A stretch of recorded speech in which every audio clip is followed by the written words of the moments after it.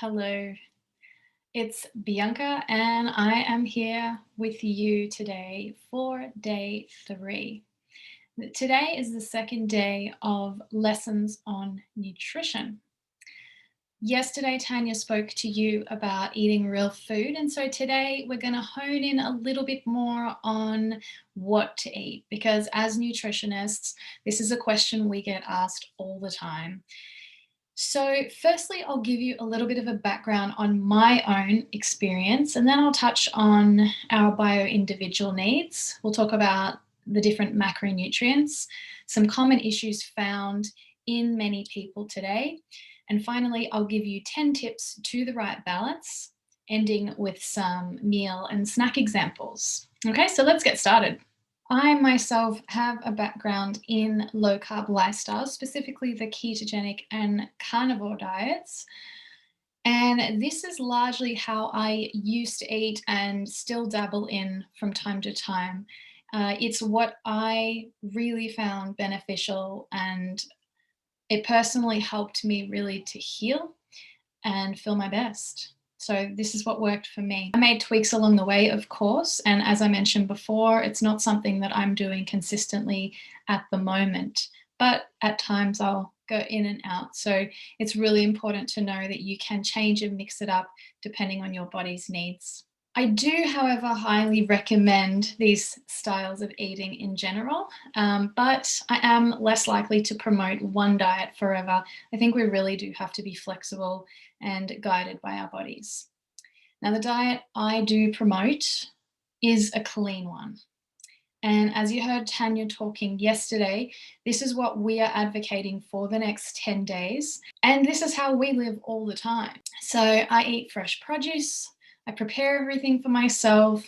I rarely eat out. In fact, I haven't for years, although I do enjoy a good weekend brunch. Now, I'm not boasting here, but I am saying that the cleaner the diet is, the better your body functions. And the better your body functions, the better you feel, the younger you look, the more energy you have, the better you sleep, the more stable your weight is, the clearer your skin is, the more robust your immune system is. And I could go on. Basically, the body just loves eating real nutrient-dense food. But even knowing all of this, because everybody's heard the term just eat real food or JERF, people still ask us, what is the best diet or what should I eat to be healthy? So let's talk more about that. Firstly, there are factors that come into play. And now I'll share with you my screen just to give you a little bit more information. Our needs really do differ. So take a look at what's on the screen right now, and you can see all of these things can really impact the state of our health. So let's have a chat about the macronutrients. We have carbs, proteins, and fats. And as you'll see there, the carbs are our non-essential macronutrients, whereas proteins and fats are non-negotiables. We need them for our health. Without healthy fats and proteins in our diet, we are not going to survive. We are not going to thrive. Carbohydrates can be taken out. There is a lot of evidence to prove this, but I am not vilifying carbs, so please don't take it to mean that. You can incorporate plenty of carbohydrates in a healthful diet if that works for you at this point in your life.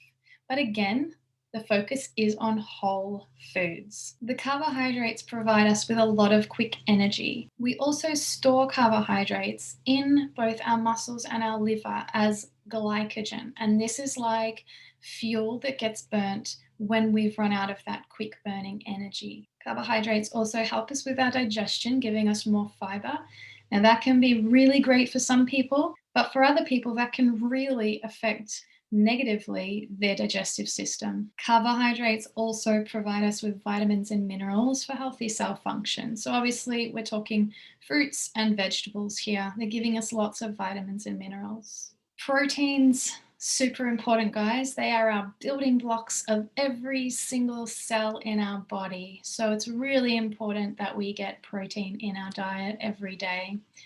We have our muscles, which we call the organ of longevity. One way to maintain our muscle mass is by consuming protein, and it really is essential. Fats also provide us with long-lasting energy, much longer than carbohydrates. So what that does is it increases our satiety, making us feel fuller for longer. When we eat fats as well, we are able to absorb the fat-soluble vitamins. Without the fat, we cannot absorb these vitamins. Fats are also building blocks for our cells. So our cells are made up of a cell membrane, and these are made up by healthy fats. So really important for both cell membrane and also the production of hormones. Despite what you may have heard, both our brain and our heart love fat. It gives them lots of great energy, and they really work well with good healthy fats. So what happens when you eat an imbalance of macronutrients? You get all of these types of symptoms. Some common findings that really are undeniable today that we see with a lot of our clients. So let's talk now about the 10 steps to the right balance. As I said, this advice does depend on your needs, so please do your own research, figure out what works for you, okay? So number one, centering meals around protein with a good amount of fat keeps our blood sugar balanced. So think about this every time you're structuring a meal. Is there protein and is there fat? As I've mentioned, protein and fat are essential macronutrients, and our needs for these macronutrients are higher at different times in life. So if you are trying to grow your body in any way, whether it be weightlifting and you're trying to grow more muscle, whether it be that you're a child who is growing, or you're a pregnant woman or a breastfeeding woman, or even if you're elderly, your need for protein and fat will be higher. You can look at the amounts of protein and fat as around about 30 grams per meal for a woman and 50 grams per meal for a man. Number two, a high carb meal can lead to an imbalance in blood sugar. It really does depend on which carbohydrates you're eating. So aim for the unprocessed ones, like vegetables, for example. If you are, however, choosing to eat something like bread, choose a really high quality one, like a good sourdough bread that you know what the ingredients are, or a sprouted loaf that you can buy in your local health food shop, but make sure you always check the ingredients. You don't want to see added sugar into the loaf. You don't want to see any fillers or preservatives. When you're eating foods like pasta and rice, just notice how you do feel after, and also think about the timing. Number three, nutrient density is important. Think about where your fats and proteins are coming from. Think about where your micronutrients like vitamins and minerals are coming from. And if you don't know the answers to these, reach out and get in touch and we can help you, or go and do your research. Animal foods are highly nutrient dense and very grounding. Plant foods themselves have plenty of nutrients, but they can be harder to absorb. So it is important to think about the preparation. When it comes to nutrient density, eating the rainbow is a really great guide. Number four, digestibility is important. So as I mentioned before, protein from animal sources are really readily available to the human body, so they are more bioavailable to humans. All that being said, if your digestion is impaired in any way, a person can eat all the right foods and just not absorb any of the nutrients. So sometimes your digestion might need some extra support. So if you're feeling bloated, or you suffer from constipation or diarrhea on a regular basis, then your digestion will need some support. If you ever feel like you're getting any issues in your swallowing processes, or you're getting a reflux coming back up, or you're suffering from something like gastritis, which is almost like this burning feeling in your stomach, then your digestion is also in need of some support. So you need to research or get some help to figure out some support for your digestion. Number five is to think about timing. So protein and fats tend to be great eaten in the morning, and carbs better in the evening. When you eat carbs for your lunch meal, then often in the afternoon, a lot of people start feeling sleepy. So if you put them into your evening meal, then it tends to be better because you are kind of getting ready to go to bed. cortisol's coming down and melatonin's going up. So you're getting ready for sleep. It tends to be better to eat carbs in the evening. Proteins and fats are really great in the morning because they keep our energy going for hours and hours and hours. So we won't often need to snack if we have these in the morning, but also scientific studies do show that eating protein and fats also really helps our muscles. So it can really prevent muscle loss. And that is really important because the older you get, the more muscle you lose and the harder it is to digest proteins. So it's really important to maintain that muscle mass, and you do that by eating those in the morning. Number 6, eat when you're hungry. This seems like a no-brainer, right? But it's really common that people eat, myself included, when we're not hungry. Maybe you're bored, maybe you're thirsty, maybe there's another reason, an emotional connection, or some friends come around or something, and we start eating foods when we're not even hungry. But guys, I really do encourage you to tune in with your body, and every time you go to put something in your mouth, have a little think about, when did I last eat? Am I actually hungry? And of course, listen to your body, and it will tell you also when to stop eating. So you don't need to finish everything on your plate if you're no longer hungry. Number 7, your meals should take into account your sensitivities. So listen to your body and listen specifically also to your digestion.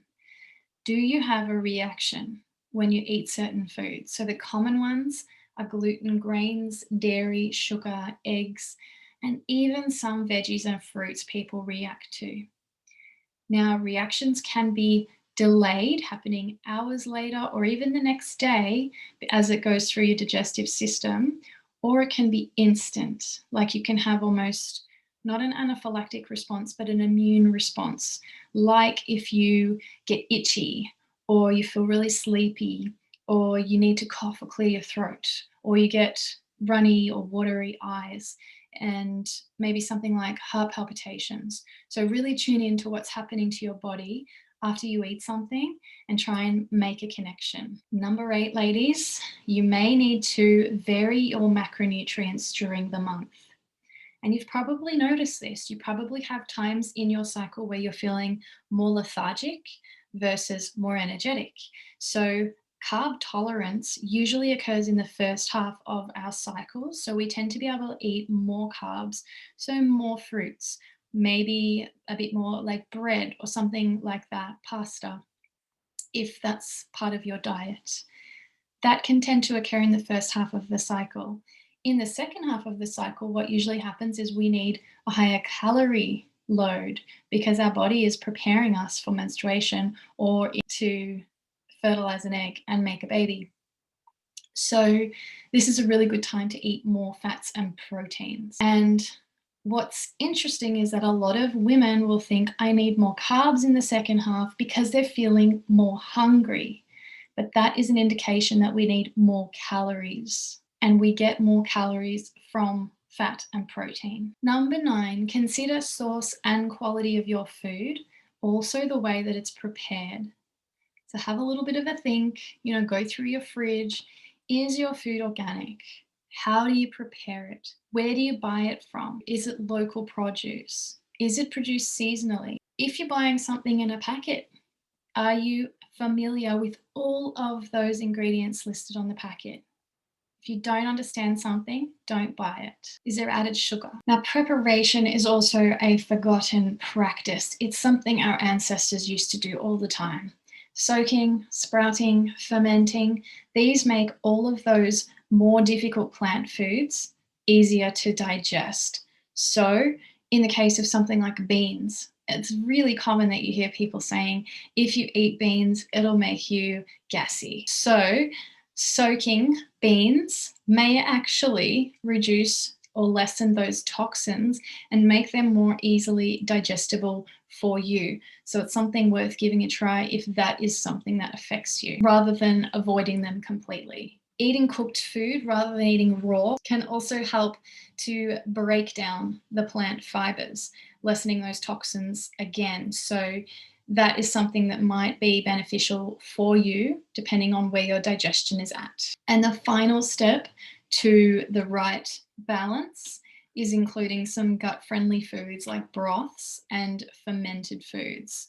So ferments include foods like kimchi, sauerkraut, kefir, sugar-free kombucha, and pickles.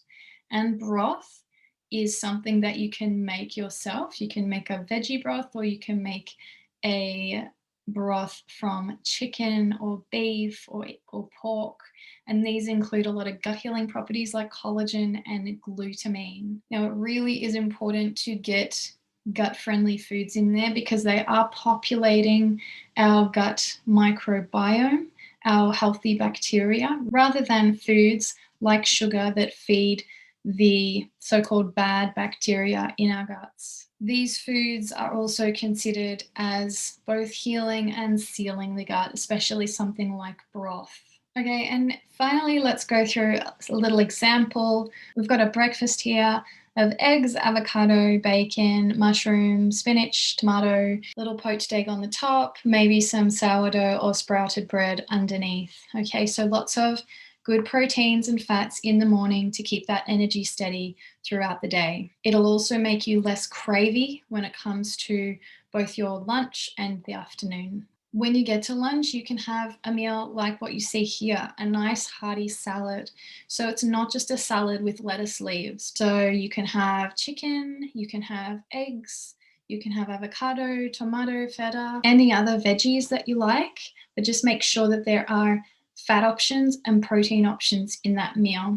You can finish it off with some olive oil and some vinegar or even lemon. For dinner, you can have meat and veg of your choice. However, if you're wanting to eat more carbs, just make sure you keep it homemade and unprocessed. So you can add rice or quinoa to your vegetables, or you can have something like a curry with a little rice. Or even if you want to keep it low carb still, you can do like a cauliflower rice, which makes your veggie intake higher, as well as keeping it low carb if you are sensitive to carbohydrates. Of course, if you do opt for regular pasta or regular rice, just make sure they are, number one, good quality, number two, cooked at home, and number three, added lots of fats and proteins to that meal. Because the more fat and protein you have in that meal, more nutrient dense it will be. And finally, let's talk snacks. Now, if you do feel like you need to snack during the day, these are some great options. I personally love boiled eggs.